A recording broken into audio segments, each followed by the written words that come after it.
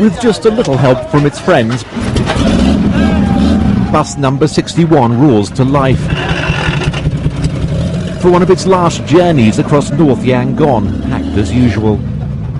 Here they call them big belly buses, and they're among the oldest buses in the world still operating. For nearly 70 years they've been a mainstay of a transport system that has resembled an antique show on wheels. But times are changing, and the big belly's becoming a victim of the rapid reforms sweeping this once isolated country. They'll be replaced this month by shiny new models donated by Japan. They're not exactly comfortable and they're pretty noisy, but it'll still be kind of sad to see them go. These remarkable machines were cobbled together after the war from the shells of Chevy trucks, this one registered in 1939. The Chevy C-15 was designed as a military personnel carrier used by the Allies during the Burma campaign.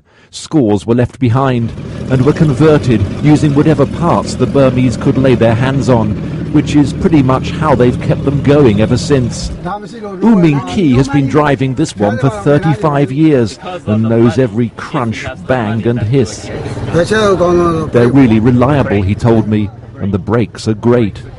They've already been banned from the increasingly traffic-clogged city centre, where, as a further sign of the times, hawkers sell copies of the new foreign investment law.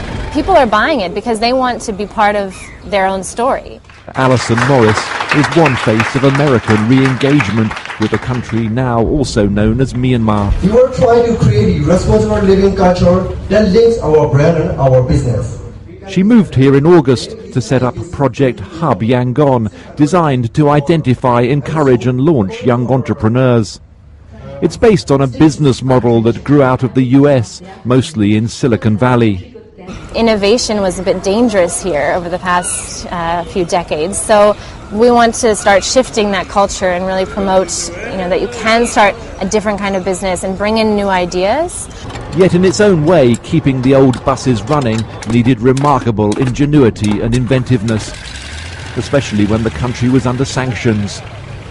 Now they're heading to the junkyard, stripped of all valuable wood or metals, before joining the scrap heaps beyond. But all is not entirely lost, not quite.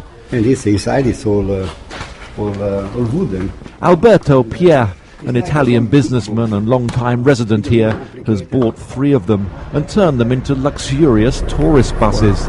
Didn't get this on the public bus.